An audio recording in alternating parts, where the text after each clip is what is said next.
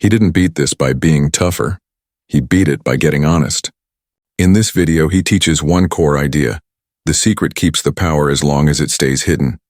The moment you tell the truth, out loud, to a real person, the spell starts to break. Not because shame disappears instantly, but because you stop fighting in the dark. He warns you about the trap. You can have a job, a smile, a routine, and still feel trapped at night. That doesn't mean you're hopeless. It means you need a plan that's bigger than willpower. Truth, support, boundaries, and daily habits. Those are tools, not theories. He also makes one promise. You don't have to hate yourself to change. You can take responsibility without self-destruction. You can rebuild trust one day at a time, and you can turn the thing you're ashamed of into the reason you help someone else. Before you do anything big, do one brave thing. Pick a person you trust and say, "I'm struggling and I need support." That's the doorway. Stay to the end for a blueprint you can start. And if this hits home, subscribe and comment your city, so you remember you're not alone. He starts with a hard truth. If it stays secret, it stays strong. The habit feeds on silence, late-night isolation, and the story you tell yourself, "I'm fine. I've got this." His first instruction is simple. Stop protecting the secret more than you protect your life. Secrecy doesn't heal stress, it trains escape daily. He tells you to name the problem without drama. Not "I'm disgusting," not "I'm ruined." Just the facts. I keep going back to porn and I don't want to. Shame makes you vague. Honesty makes you specific. He reminds you, your behavior is a problem, but you are not the problem. Next, he says to choose one safe person.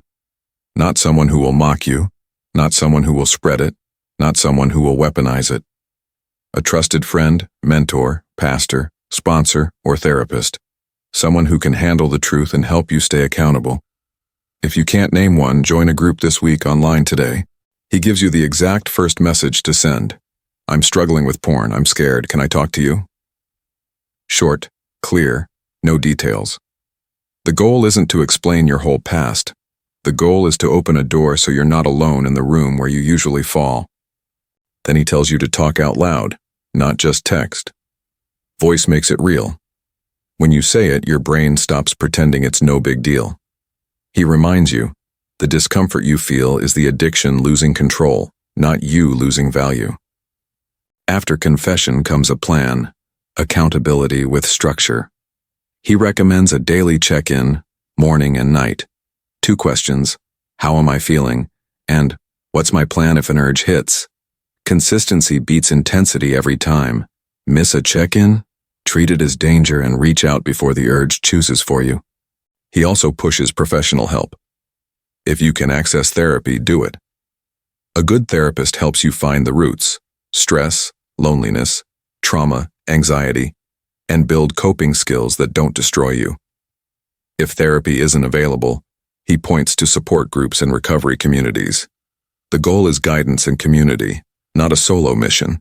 He says to stop chasing a perfect streak and start building an honest life. A streak can hide a double life, honesty can't. Track your triggers, your moods, your weak hours, and your wins. He likes the halt check, hungry, angry, lonely, tired, because urges often ride on those needs. If you have a partner, he advises careful honesty. No graphic details. No dumping your shame on them. Own what's yours, apologize, ask what they need, and commit to boundaries and support. Rebuilding trust is slow, but silence is worse. Let them set boundaries. You respect them and show proof through actions over time. He ends chapter 1 with a challenge. Tell the truth within 24 hours. One person, one conversation, one step. He says freedom often begins the moment you stop performing and start being real. In chapter 2, he talks about the environment. He says you can't heal in the same setup that feeds the habit. If your phone is your doorway, you don't test yourself by keeping it beside your pillow. You change the room. First boundary, take the device out of the bedroom, charge it in the kitchen. Buy a cheap alarm clock if you must. He calls this removing the battlefield, because most late-night relapses happen when you're tired and alone. Second boundary, block easy access. Use filters, website blockers, and app limits. Give the password to your accountability partner. The point is friction, extra steps that give your better self time to wake up and choose differently. If you live with family, tell them your rules so you're not tempted to bend them at 2 a.m. Third boundary, clean your inputs. Unfollow accounts that trigger you. Stop collecting thirst traps. Curate your feed like your recovery depends on it, because it does. He says you're not weak for being tempted. You're wise for reducing temptation. Then he builds a simple routine. Move your body, eat real meals, sleep on time. He recommends gym after work or a long walk because a regulated body makes a regulated mind. Recovery is easier when your nervous system isn't on fire. He also teaches screen-free meals. No phone at dinner, no scrolling in the car, no endless nights on the couch. Those empty minutes are where the habit sneaks back in. Replace them with something small: music, reading, talking, stretching. Next is the emergency plan. He wants you to write it on paper. When the urge hits, you stand up, change rooms, and contact someone. You don't negotiate, you don't debate, you act. He explains that urges rise and fall like waves. Your job is to surf the first 10 minutes. Drink water, take a cold shower, do push-ups, step outside. Anything that changes your state before the craving makes decisions for you. He adds a daily honesty practice, a 2-minute journal. What did you feel today? What triggered you? What helped? That data becomes your map. You're not guessing anymore. You're learning your patterns. He ends with this reminder. Boundaries are not punishment. They are protection. You're not building a prison. You're building a life where truth can breathe and temptation has less room to grow. In Chapter 3, he focuses on staying free long-term. He says recovery is not a one-time decision. It's daily maintenance. You don't wait to feel strong. You keep the system running, especially on normal, boring days. He teaches you to watch the warning signs early: isolation, late nights, stress, secrecy, and just one peak thinking. Those are not small. They are the front door. Catch them early and you save yourself hours of regret. He suggests a nightly shutdown ritual: lights down, phone parked, short stretch, and a plan for tomorrow. He also talks about slips. If you mess up once, don't turn it into a week. Tell the truth fast, within an hour if you can. Shame says, hide. Freedom says, report it and reset. Then he recommends a relapse review, not self-hate. Ask, what was I feeling? What was I avoiding? What boundary did I break first? Fix the first leak, not the last moment. He says, information builds wisdom. Next is identity. He tells you to stop calling yourself trash. You're a person in training. Discipline is not punishment. It's protection for the future you. Talk to yourself the way you would talk to someone you love. He pushes connection hard. He says the opposite of addiction isn't just sobriety, it's community.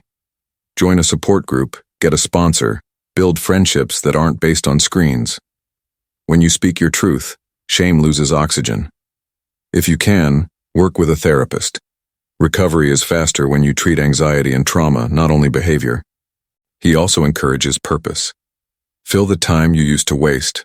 Learn a skill, serve someone, train your body, create something. A bored mind reaches for old comfort. A focused mind moves forward. For relationships, he reminds you trust rebuilds in inches, not miles. Keep promises. Show up. Listen. Don't demand quick forgiveness. Let your consistency do the talking, and let time do the healing. He adds one more tool: celebrate progress. Not with ego, but with gratitude. Every honest day is proof you're changing. Track wins like you track triggers, because hope is also data. Note weekly wins, and update your plan too. He closes with the lesson: the habit thrives in silence, but healing grows in daylight. Stay honest, stay supported, stay intentional. The moment you stop hiding is the moment you start living. He says the first victory is truth. Not a perfect streak, not a new app, not a big speech. Truth. Tell someone. Build boundaries. Ask for help before the urge makes choices for you. If you slip, report it fast, learn from it, and restart the plan the same day. You're not weak, you're in training. Your life gets lighter when you stop carrying a secret alone. If you want more practical, no-shame guidance like this, subscribe and comment your city so people near you can support you. You've got this and you're not alone. Start today. One message, one step.